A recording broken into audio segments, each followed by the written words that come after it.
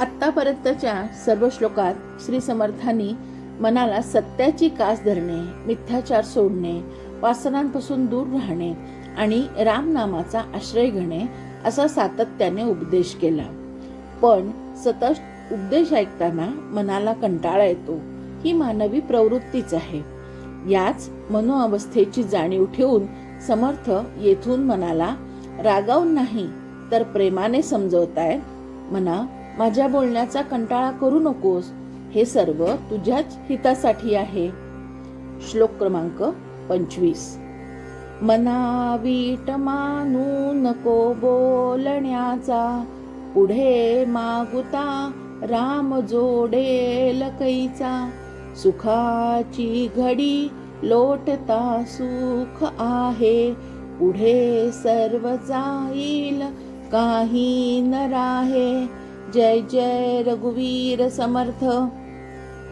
मना वीट मानू नको बोलण्याचा.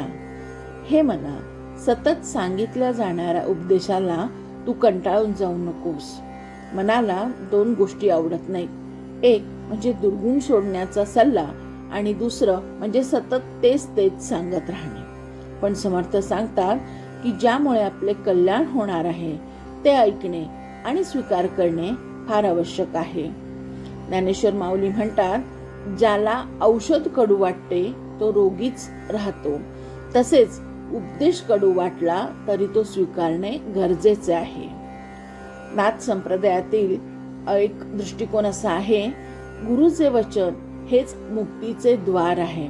म्हणून उपदेशाचा वीट मानणे म्हणजे स्वतःच्या उन्नतीचा मार्ग बंद करणे. पुढे मागुता राम जोडेल कैचा.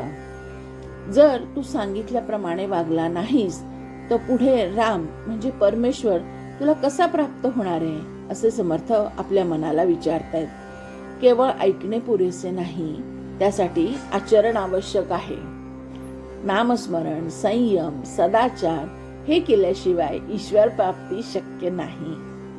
भगवान श्रीकृष्ण भगवद्गीते म्हणतात, श्रद्धावान लभते ज्ञानम, म्हणजेच श्रद्धा आणि आचरण असल्याशिवाय ज्ञान आणि परमात्मा म्हणजेच भगवंत प्राप्त होत नाही.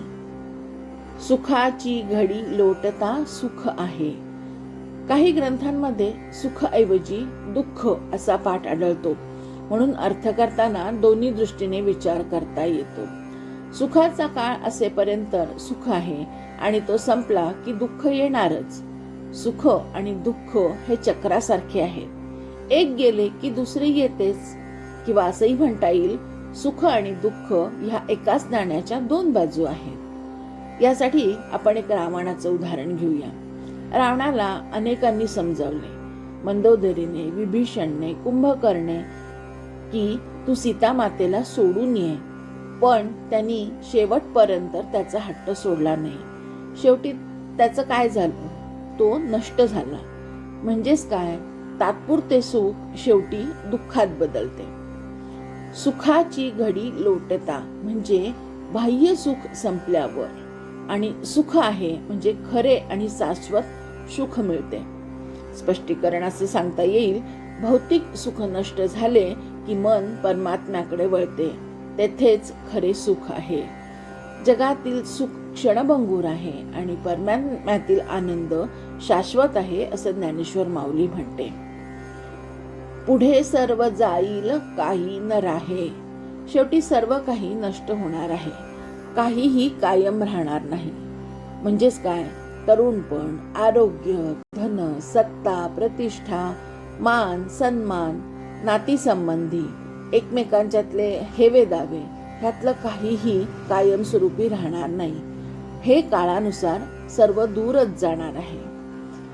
भगवद्गीतेमध्ये अध्याय 2 मध्ये भगवंत सांगतात, नासतो विद्यते भाव, म्हणजे जे नाशवान आहे ते टिकणार नाही. समर्थांचा उपदेश या श्लोकातून आपण असा समजून घेऊ शकतो, उपदेशाचा कंटाळा आला तरी तो कंटाळा करू नकोस, कारण ते तुझ्या चांगल्यासाठीच आहे. आचरणाशिवाय ईश्वर प्राप्ती होणे शक्य नाही. भौतिक सुख हे तात्पुरते आहे. शाश्वत सुख फक्त रामनामात आहे, कारण त्यातूनच आपला उद्धार होणार आहे.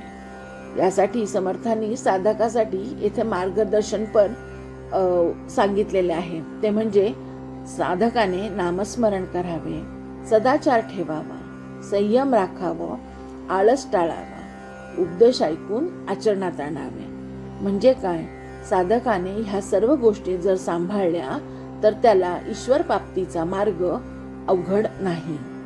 समर्थ इथे मनाला कठोरपणे नाही तर प्रेमाने सांगताय, मी वारंवार सांगतोय कारण तू माझा आहेस, तुझे अहित होऊ नये म्हणूनच मी तुला वारंवार सांगतोय.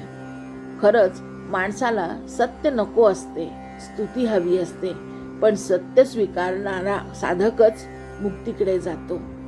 जय जय रघुवीर समर्थ. ह्या श्लोकाचा अर्थ माझ्या मतीस जसा समजला तसा मांडण्याचा प्रयत्न केलेला आहे. ह्या श्लोकांसारखीच इतरही श्लोकांचे अर्थ जर आपल्याला ऐकायचे असतील तर कृपया माझ्या चॅनलला सबस्क्राईब करा. धन्यवाद.